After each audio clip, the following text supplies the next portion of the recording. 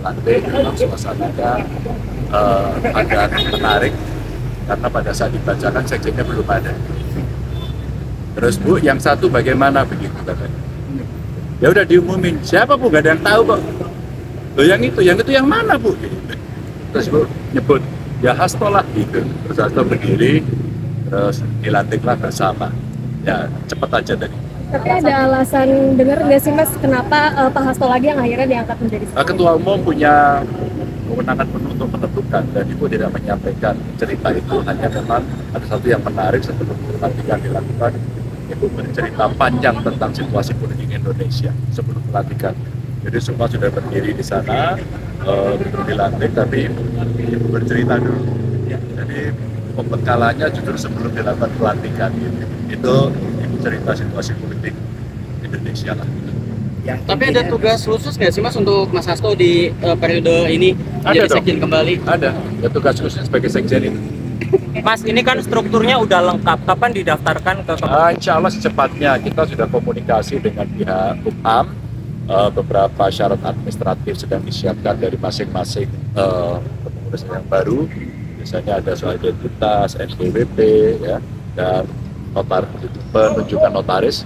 Dan insya Allah dalam waktu yang pendek. Mungkin kalau minggu ini bisa dikumpulkan, rasanya tinggal minta jadwal saja di Kumham. Kumham juga sudah siap. Tadi yang hadir banyak Mas DPP PDIP-nya Full. lengkap semua. Lengkap, tinggal satu aja yang tadi masih dalam perjalanan. Jadi Mas sebenarnya untuk polisi sekjen tidak ada nama lain selain Mas dari pribadi itu. Hanya Ibu yang tahu.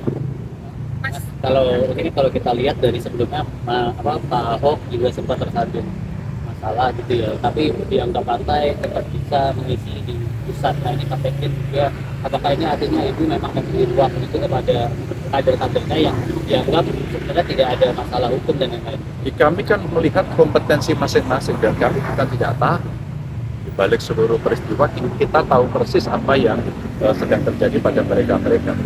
Dan kita yakin betul bahwa kawan-kawan ini adalah anggap kawan-kawan yang dianggap bisa membangun partai, bisa mengerjakan tugas dengan baik. Gitu ya.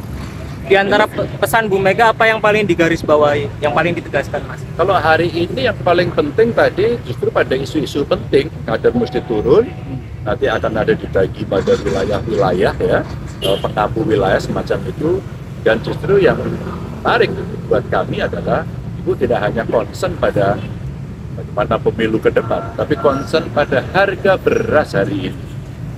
Bagaimana kemudian kawan-kawan yang berbisnis beras hari ini merasa cemas. Tadi dilaporkan stok-stok perlu dicek. Terus kemudian harga gabah yang di beberapa tempat sudah menyentuh 8.000 itu juga mesti kita perhitungkan. Maka Ibu meminta agar bisa komunikasi baik dengan aparat penegak hukum, mereka yang berbisnis beras, untuk meyakinkan bahwa apa yang kita siapkan sebagai sebuah kedaulatan pangan, ketersediaan pangan itu tidak hanya pada statement, tapi betul terjadi di pasar. Maka kelompok meminta agar kita semua ngecek kondisi stok pangan yang ada di Indonesia agar tidak terjadi sesuatu yang tidak inginkan. Ini tadi menarik juga disampaikan